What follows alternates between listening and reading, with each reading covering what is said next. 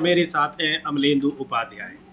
Operation सिंदूर को लेकर जिस तरह से बयानबाजियां हो रही हैं और बयानों से पलटे जा रहे हैं, वो देखना बड़ा दिलचस्प है। और इसको लेकर किस तरह की राजनीति हो रही है, सवाल इस पर बहुत सारे अभी भी बने हुए हैं, उनके जवाब नहीं आए हैं। लेकिन किस तरीके से इसका इस्तेमाल राजनीति में हो रहा है वो भी देखने वाली बात है। प्रधानमंत्री नरेंद्र मोदी एक और ऑपरेशन सिंदूर सम्मान यात्रा निकाल रहे हैं गुजरात के वडोदरा में, और दूसरी ओर तमाम टीमें गई हैं दुनिया भर को ऑपरेशन सिंदूर की जानकारी देने और पाकिस्तान जो कुछ कर रहा है, लंबे समय से आतंकवादियों को जिस तरह से प्रश्रय दे रहा है, उसकी जानकारी के लिए।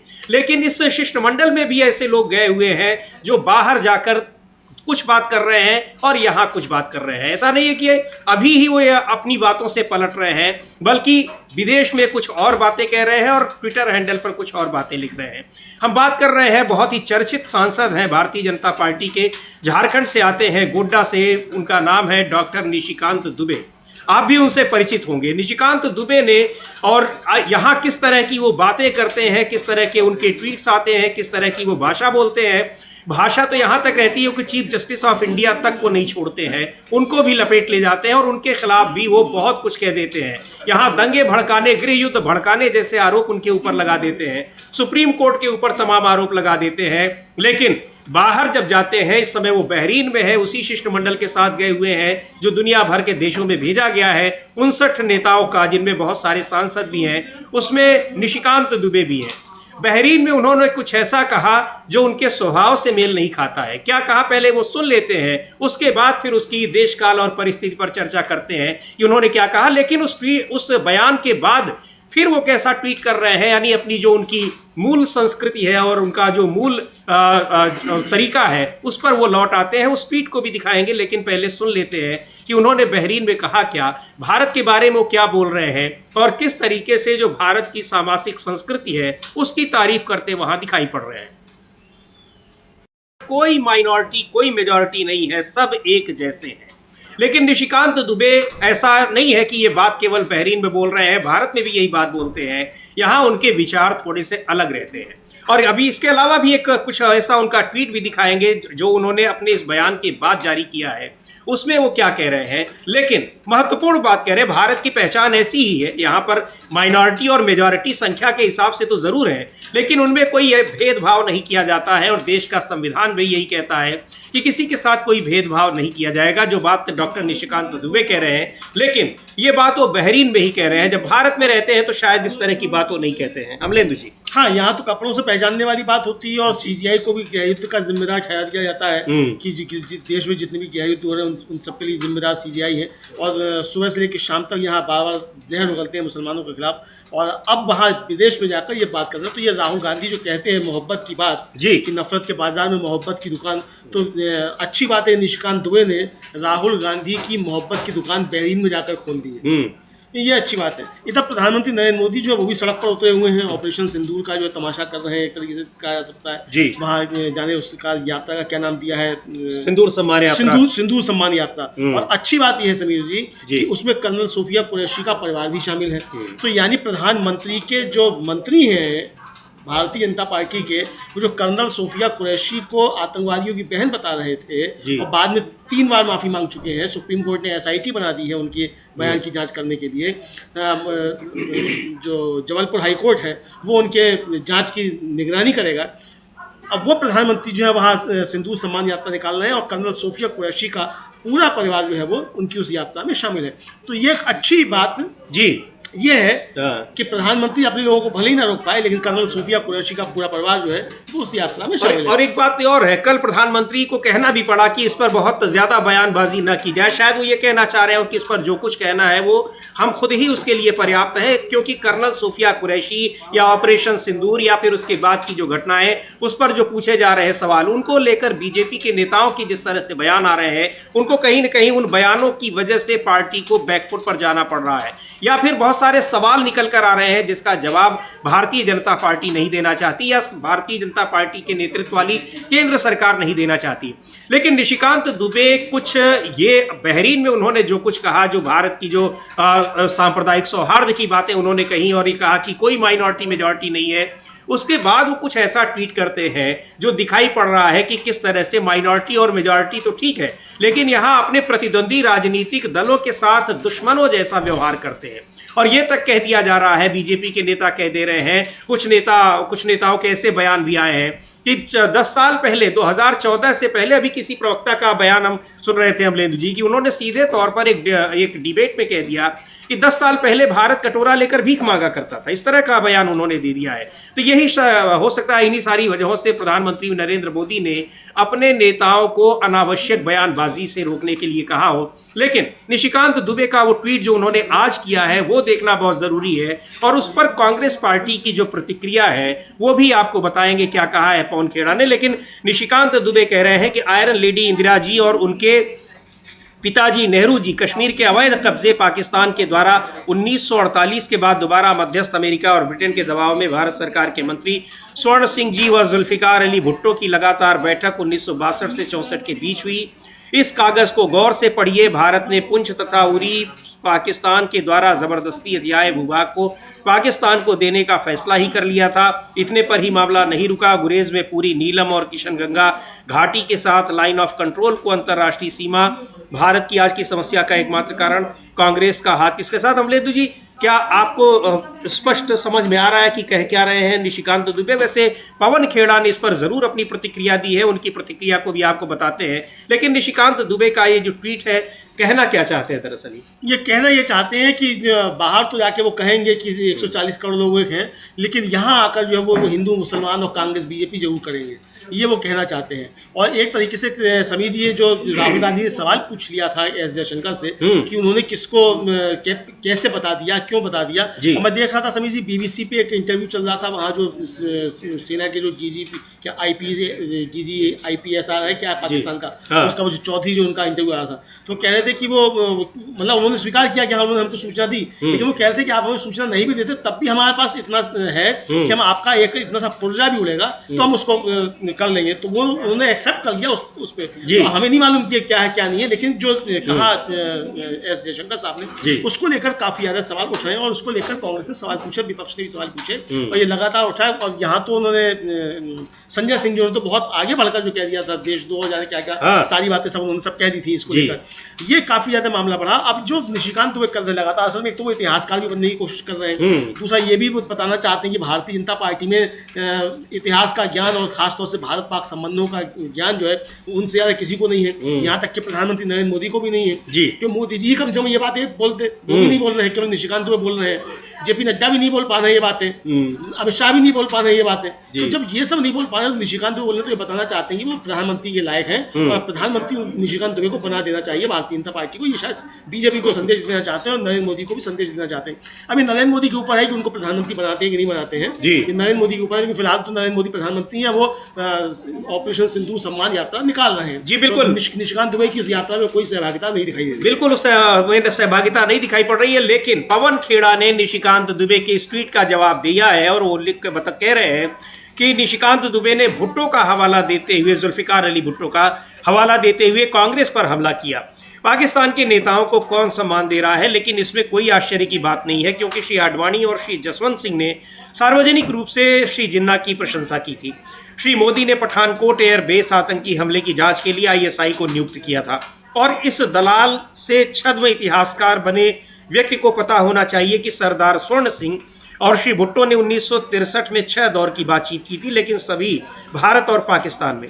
डॉक्टर जयशंकर के मित्र अमेरिकी विदेश मंत्री मार्को रूबियो द्वारा 10 मई 2025 को युद्ध विराम के हिस्से के रूप में उल्लिखित तटस्थ स्थल पर नहीं, ये वही बात कह रहे हैं कि जो अमेरिका के राष्ट्रपति कह रहे हैं कि हम मध्यस्थता करने को तैयार हैं, कैसे उन तक ये बात आई, कैसे वो कह रहे हैं। और वो तो ये भी कह रहे हैं कि मेरे कहने से युद्ध को रोक दिया गया, सीज फायर कर दिया गया, बहुत सारी बातें कह रहे हैं जिनका जवाब नहीं दिया जा रहा है। खैर, ये सारी बातें और ये सारे सवाल लगातार बने हुए हैं, जवाब कोई आना नहीं है क्योंकि न तो सर्वदलीय बैठक की बुलाए जाने की मांग स्वीकार की जा रही है और न ही संसद का विशेष सत्र बुलाए जाने की मांग की जा रही है।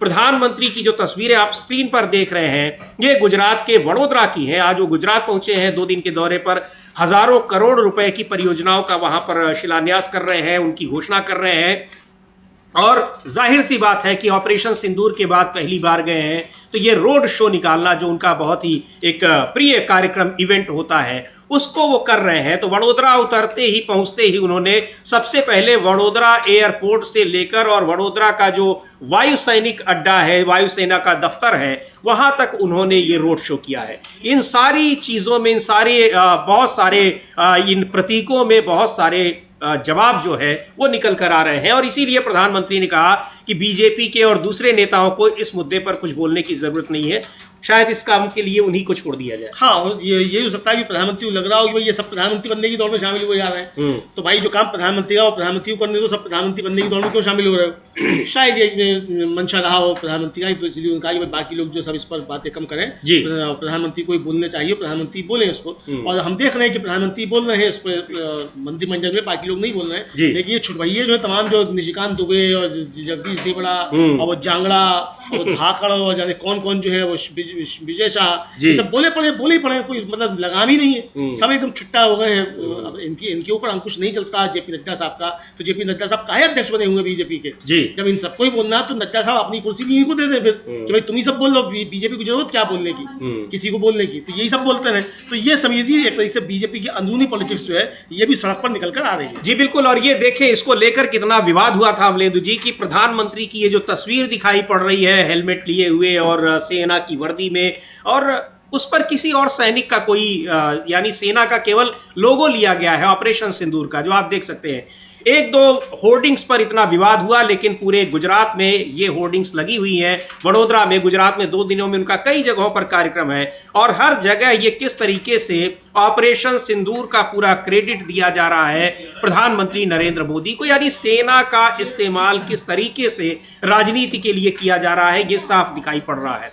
और वहां और कोई नहीं बीच में। ऑपरेशन सिंदूर ऐसा लग रहा है कि जैसे सरकार ने खुद जाकर वो लड़ा हो और उस जीत का नेतृत्व किया हो सीमा पर जाकर प्रधानमंत्री ने। हाँ बिल्कुल, ऐसा ही मालूम पड़ रहा है कि हम मतलब हवाई जहाज की कॉकपिट में बैठ के जो है प्रधानमंत्री गए थे और मिसाइल लेके फट पड़े थे रावलपिंडी पे, ऐसा मालूम पड़ रहा है। मतलब जिस तरीके के पोस्टर बीजेपी लगा रही है, मुझे लगता है प्रधानमंत्री को खुद जो था इस पर रोक लगवानी चाहिए थी। ये सेना का अपमान है। एक तो कोई भी सेना की वर्दी नहीं पहन सकता। अब यूक्रेन का मसला अलग है, जेलेंस्की तो मोर्चे पे आगे खुद भी लड़ रहा है, तो वो पहन सकता है, तो उसको आप पहनने दीजिए, लेकिन आप मोर्चे पर जाकर नहीं लड़ रहे हैं। और समझिए देखा हम लोगों ने कि वो हमारे राजनाथ सिंह जो थे वो गए थे जब एक सैनिकों से मिलने के लिए, सैनिकों से हाथ मिलाने के बाद वो बड़ा उनका वायरल हुआ कि वो रुमाल से हाथ पोंछते हुए दिखाई दिए। अब पता नहीं रुमाल से उन्होंने हाथ क्यों पोंछा, उसमें इस पर हमें नहीं मालूम क्या जानकारी है, लेकिन वो वायरल काफी ज्यादा हुआ कि सैनिक से हाथ मिलाने के बाद वो थे वो अपना हाथ पोंछते हुए नजर आ रहे थे। तो अब राजनाथ सिंह जी जो वो तो कुर्ता धोती पहनकर जो है सैनिकों से मिलने जा रहे हैं। यहाँ प्रधानमंत्री के फोटो जो है वो सेना की यूनिफॉर्म में लगाए जा रहे हैं, और हाथ में हेलमेट लेके कौन सी सेना लड़ने आती है समझ में नहीं आया। तो इस फोटो वो एयरफोर्स के होंगे, ऑफिसर होंगे, इसलिए वो नहीं तो सिर पे लगाए ना हेलमेट।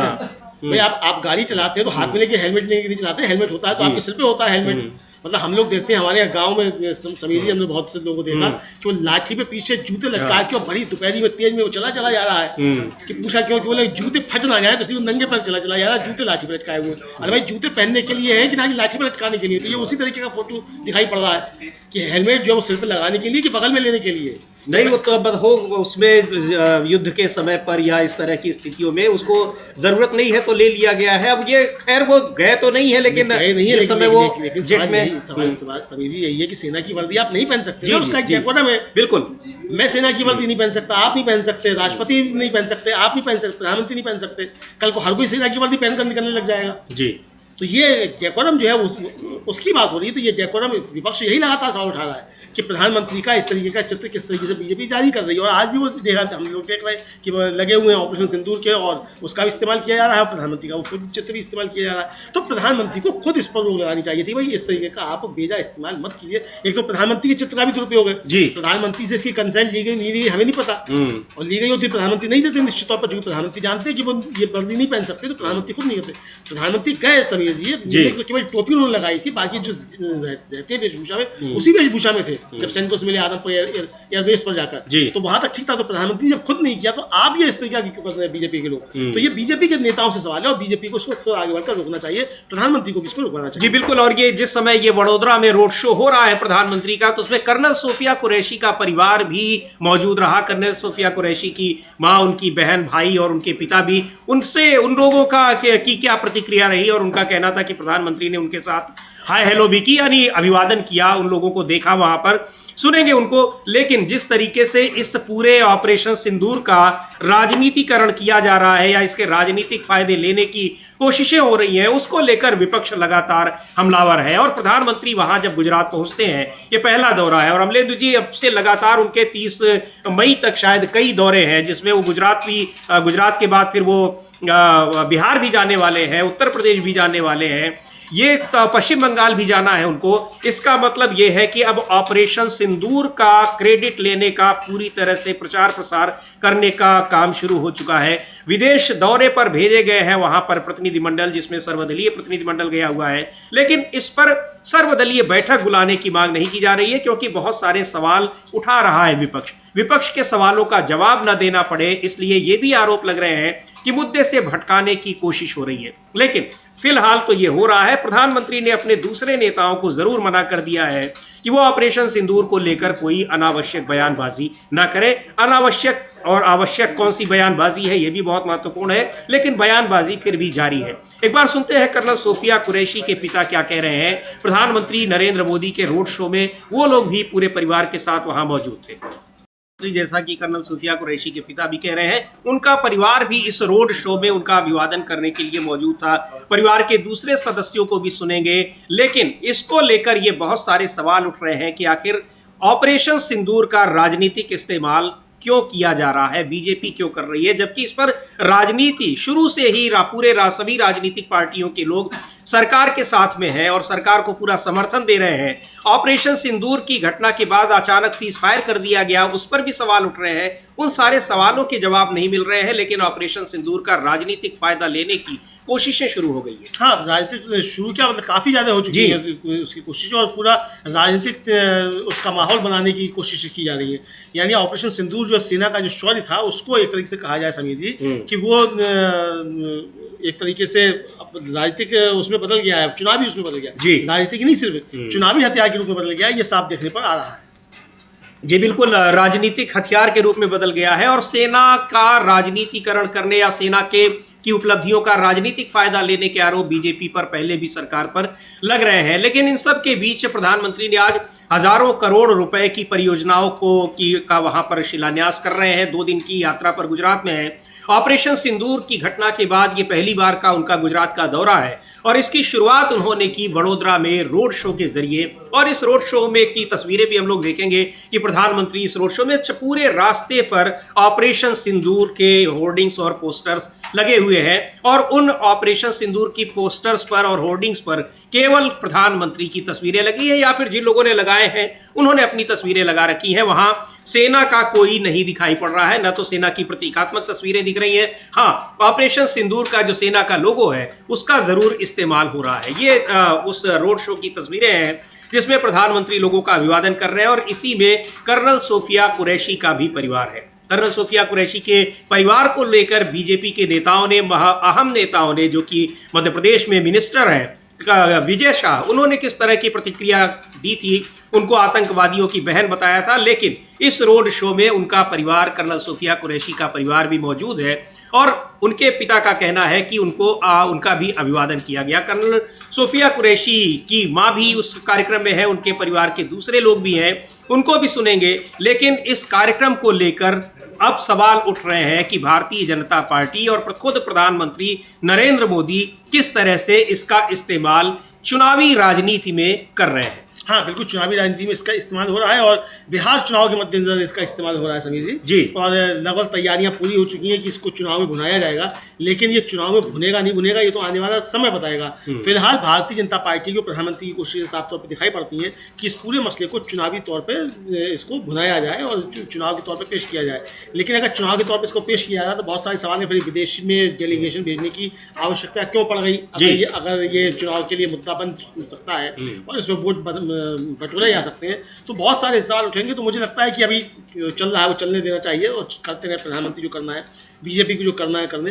लेकिन प्रधानमंत्री के लोग ही जो हैं प्रधानमंत्री की इन कोशिशों पर भी ब्रेक लगाते हुए नजर आते हैं, क्योंकि जो विघ्न संतोषी लोग हैं जो बीच बीच में आ जाते हैं, कभी कोई सांसद आ जाता है, कभी कोई मंत्री आ जाता है, कभी कोई मुख्यमंत्री आ जाता है, तो प्रधानमंत्री की इन कोशिशों पर ब्रेक लगाता हुआ नजर आता है। जी बिल्कुल। और एक बार सुनते हैं उसमें इस रोड शो में, ये प्रधानमंत्री के रोड शो की तस्वीरें हैं गुजरात के वडोदरा की। कर्नल सोफिया कुरैशी की बहन शाइना वो क्या कह रही है, वो भी वहां मौजूद है, पूरा उनका परिवार इस रोड शो को देखने के लिए वहां पर मौजूद है। तो शाइना को सुनते हैं उनकी क्या प्रतिक्रिया रही और किस तरीके से प्रधानमंत्री नरेंद्र मोदी ने उनके परिवार के लोगों का अभिवादन किया, वो बता रही है। बीजेपी के तमाम नेताओं की जो टिप्पणियां रही वो भी हम लोगों ने सुनी। विजय शाह के खिलाफ किस तरह से कोर्ट सख्त हुआ है, वो सारी चीजें, लेकिन उनका परिवार प्रधानमंत्री नरेंद्र मोदी की इस रोड शो में मौजूद है। और उस रोड शो में जो वडोदरा में कर रहे हैं, उसके बाद प्रधानमंत्री ने कई परियोजनाओं की, गुजरात के ही दाहोद में पहुंचे जहां पर उन्होंने लोकोमोटिव मैन्युफैक्चरिंग प्लांट का भी उद्घाटन किया और वहां प्रधानमंत्री गए, हजारों करोड़ की परियोजनाएं समर्पित कर रहे हैं, घोषणा कर रहे हैं, ये सारी चीजें हो रही हैं। और पूरे जगह छाया हुआ है ऑपरेशन सिंदूर, हर जगह उनके स्वागत में। ये लोकोमोटिव मैन्युफैक्चरिंग प्लांट में है प्रधानमंत्री नरेंद्र मोदी और वहाँ पर बहुत सारी योजनाओं की शुरुआत हो रही है, हजारों करोड़ रुपए की। और उसके अलावा दूसरे जगहों पर भी जाने का कार्यक्रम है, यानी पूरा अगले कई दिनों तक लगातार प्रधानमंत्री नरेंद्र मोदी के अलग अलग जगहों पर कार्यक्रम है। और जाहिर सी बात है कि ऑपरेशन सिंदूर इन सभी जगहों पर प्रमुखता से दिखाई पड़ेगा। हाँ बिल्कुल, आप देखिए, और जो लोकोमोटिव उसका जो कलर है समीर जी, वो भी देखिए, इंजन का कलर भी हम लोगों ने दिखाया और प्रधानमंत्री जो पहने हुए हैं उसका कलर जी कितना मैच कर रहा है, एकदम मैचिंग।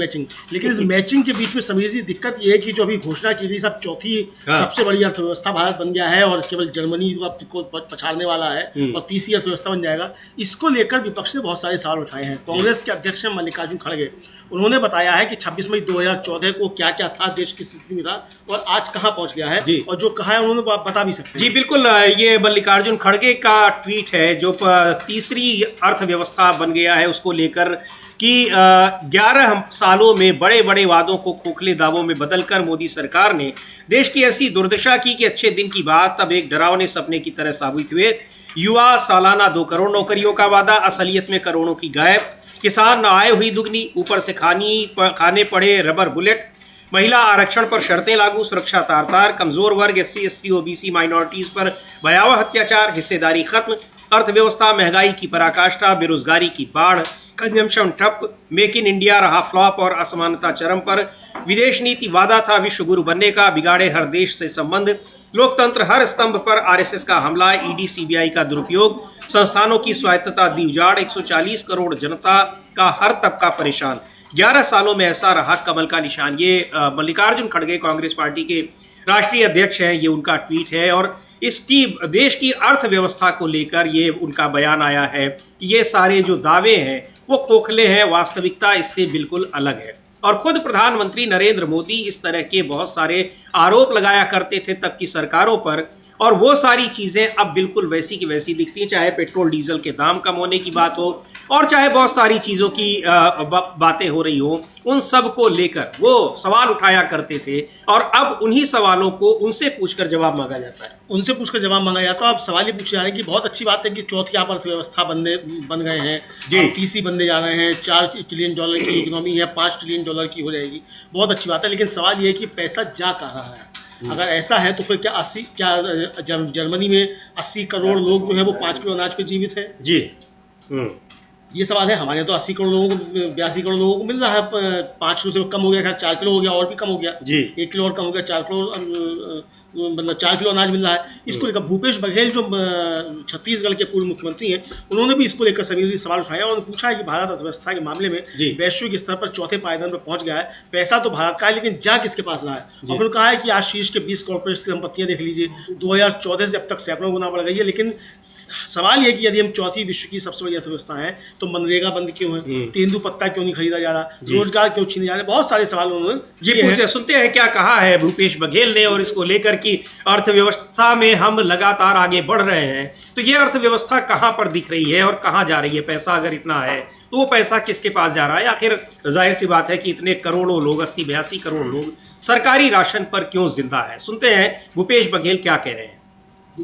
खैर, अब इसमें सवाल ये बहुत सारे पूछे जा रहे हैं, लेकिन जो ताज़ा तरीन मुद्दा है, मसला है, वो है ऑपरेशन सिंदूर का और सीज फायर का। सवाल सीज फायर पर पूछे जा रहे हैं जिसके जवाब नहीं दिए जा रहे हैं, और ऑपरेशन सिंदूर को लेकर प्रधानमंत्री किस तरीके से पूरे देश को बताना चाहते हैं वो दिख रहा है। गुजरात में के वडोदरा में वो रोड शो कर रहे हैं और पूरे रास्ते में इस रोड शो में तस्वीरें लगी हुई हैं प्रधानमंत्री की, लोगो लगा हुआ है सेना का, ऑपरेशन सिंदूर का, और बाकी उसमें सेना कहीं दिखाई नहीं पड़ रही है। यानी उसका श्रेय लेने के लिए, क्रेडिट लेने के लिए पूरी तरह से उसका क्रेडिट प्रधानमंत्री को मिले, इसकी कोशिशें जारी है, जिसको लेकर सवाल विपक्ष की तरफ से लगातार उठ रहे हैं। हाँ, बिल्कुल विपक्षी तरफ से लगातार सवाल उठ रहे हैं और प्रधानमंत्री भी विपक्ष के सवालों का जवाब नहीं दे रहे हैं, बल्कि इसी कार्यक्रम पर लगे हुए हैं कि इसका किस तरीके से राजनीतिक लाभ जो है लिया जाए।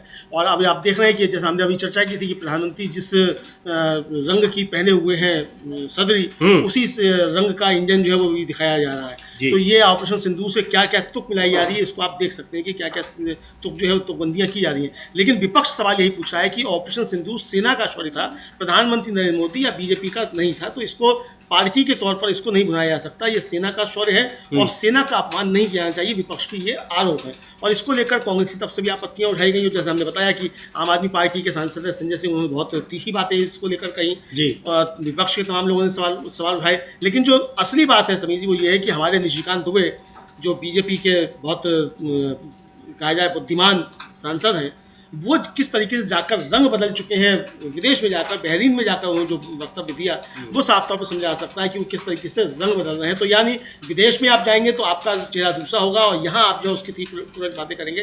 तो अब इनको लोगों को ये भी समझ में नहीं आता है कि आपका वहाँ दिया गया बयान अब यहाँ बार बार जो है वो दोहराया जाएगा, आगे आकर आप कुछ करेंगे, लेकिन इसके साथ साथ वो दोहरे काम कर रहे हैं जी, वहाँ दूसरी बातें कर रहे हैं और उसके साथ साथ वहीं से जो यहाँ जो तोप चला रहे हैं, एक तरीके से अपने शब्दवार चला रहे हैं, वो कुछ दूसरे तरीके के शब्दवार हैं। तो इसको लेकर भी काफी ज्यादा सवाल उठ रहे हैं और इसको लेकर वही प्रधानमंत्री ने भी कहा कि अनावश्यक बयानबाजी न की जाए, लेकिन बीजेपी के तमाम नेता इसको लेकर बयानबाजी कर रहे हैं। विजय शाह ने कर्नल सोफिया कुरैशी को आतंकवादियों की बहन बताया। प्रधानमंत्री अपने रोड शो में, उनके कार्यक्रम में उनका परिवार पहुंच रहा है। दूसरी ओर अमलेंदु जी, कर्नाटक में बीजेपी के एक एमएलसी हैं एन रवि कुमार, उन्होंने एक कलबुर्गी की कलेक्टर है फौजिया तरन्नुम, उनको कहा ये यहाँ की, ये महिला यहाँ की है या पाकिस्तानी है। तो इस तरीके से कि अगर कोई मुस्लिम हो गया तो वो पाकिस्तानी हो जाएगा या उसका पाकिस्तान प्रेम दिखने लगेगा, चाहे वो बड़े से बड़ा अधिकारी हो, चाहे वो सेना का अधिकारी हो, कोई भी हो। और जब बाहर जा रहे हैं डॉक्टर निशिकांत दुबे जैसे व्यक्ति जो खुद भी यहाँ रहते हैं तो इसी तरह की बयानबाजी करते रहते हैं। बाहर जाते हैं तो बहरीन में बताते हैं कि 140 करोड़ लोगों का देश है, सब एक है, वहाँ पर कोई माइनॉरिटी और मेजॉरिटी नहीं है। हाँ, बिल्कुल कोई माइनॉरिटी और मेजॉरिटी नहीं है। और आज 26 मई है जी, आज 26 मई है और जो मल्लिकार्जुन खड़गे ने हमला बोला है वो 26 मई को लेकर बोला है। 26 मई 2014 को प्रधानमंत्री ने पदभार संभाला था जी, हाँ। तो उसको लेकर उन्होंने हमला बोला है और अर्थव्यवस्था कहाँ थी, कहाँ पहुँच गई, सारे क्या क्या नुकसान हुआ, ये सब बोला है। लेकिन इस बीच प्रधानमंत्री आज जो है वो रोड शो अपना कर चुके हैं वहाँ गुजरात में जी, और ऑपरेशन क्या सिंदूर सम्मान यात्रा कुछ इस तरीके का, हाँ, सिंदूर सम्मान यात्रा, सिंदूर सम्मान यात्रा उसको नाम दिया गया है जी। तो इसको लेकर सवाल उठ रहे हैं और विपक्ष इसको लेकर लगातार सवाल पूछ रहा है। और हमारे प्रतिनिधिमंडल विदेश गए हुए हैं, वो जाकर अच्छे से बात रख रहे हैं। शशि थरूर का प्रतिनिधिमंडल उनके नेतृत्व में वो भी गया हुआ है, असदुद्दीन ओवैसी भी गए हुए हैं, सलमान खुर्शीद भी गए हुए हैं जी। हालांकि असदुद्दीन ओवैसी और सलमान खुर्शीद किसी प्रतिनिधिमंडल का नेतृत्व नहीं कर रहे हैं, लेकिन यह चर्चा जो है उनके प्रतिनिधिमंडल का नेतृत्व करने वाले की नहीं, चर्चा सलमान खुर्शीद और ओवैसी की हो रही है कि उन्होंने क्या कहा। जी बिल्कुल, उसकी चर्चा हो रही है। शशि थरूर भी वहां पर है और अलग अलग देशों में ये सारा कई प्रतिनिधिमंडल गए हुए हैं, लेकिन चर्चा उनके नेतृत्व की भले ना हो रही हो, लेकिन जो कुछ बातें वहां की जा रही हैं वो महत्वपूर्ण है। और उनमें सबसे ज़्यादा महत्वपूर्ण बात तो ये है कि जो लोग यहाँ देश के भीतर एक दो संप्रदायों के, दो समुदायों के बीच कटुता की बातें करते रहते हैं, अगर वो बाहर जाकर ये कह रहे हैं कि भारत 140 करोड़ लोगों का देश है और यहाँ कोई माइनॉरिटी कोई मेजॉरिटी नहीं है, सब एकजुट होकर रहते हैं और इसी तरीके से यहाँ पर एक सांप्रदायिक सौहार्द बना हुआ है, तो वो बड़ी हैरानी की बात होती है। क्योंकि वहाँ जाकर कहना और देश के भीतर किस तरह से, यानी ये दो अलग अलग बातें किस तरह से की जाती हैं। डॉक्टर निशिकांत दुबे को एक बार फिर सुनेंगे, क्योंकि वो लगातार यहाँ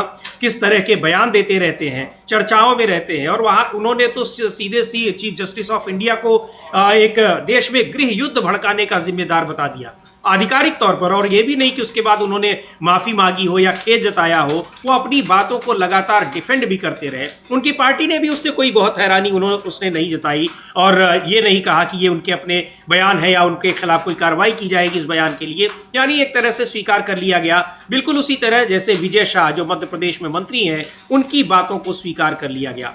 तो ये बहुत सारी चीज़ें हैं कि किस तरीके से सेना के शौर्य का राजनीतिक फ़ायदा लेने की कोशिश की जा रही है। और यही सेना के शौर्य की बात होती है कि जब पिछले सरकारों में सेना का जो शौर्य है उसको किस तरह से कमतर करके बताने की कोशिश की जाती है बीजेपी के नेतृत्व वाली सरकार की ओर से। ये जो बहुत सारी दो तरह की बातें हैं, इसको लेकर सवाल उठ रहे हैं। लेकिन प्रधानमंत्री खुद अब एक अभियान चला रहे हैं ऑपरेशन सिंदूर के राजनीतिक फायदे का, उस पर किस तरह की प्रतिक्रियाएं आती हैं ये देखने वाली बात होगी। लेकिन इन प्रतिक्रियाओं से ज़्यादा अहम वो सवाल हैं जो विपक्ष लगातार सरकार से पूछ रहा है।